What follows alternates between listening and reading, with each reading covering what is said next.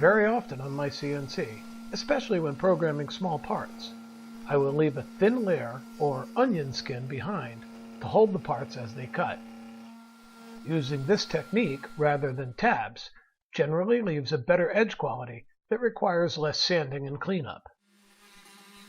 The main drawback is that the parts need to be flush trimmed all around the bottom edge, and using a 1/4 inch flush trim bit in a 1/4 inch slot can often be tricky. So when I discovered Infinity Tools brass pilot trim bits, I saw a solution to this problem. Infinity sent me a set of these bits at no charge to use in this video. These bits use a 3/16 inch diameter brass tip to guide the bit, so it cuts easily within a 1/4 inch or wider slot.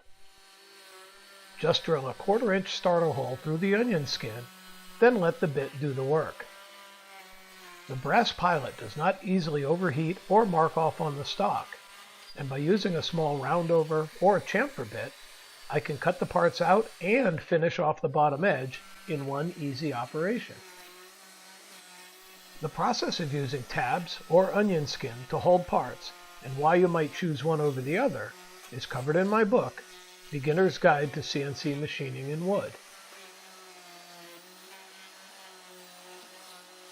You'll find that this technique, used with Infinity Tools' excellent brass pilot trim bits, saves time and hassle for cleaning up parts after milling on your CNC.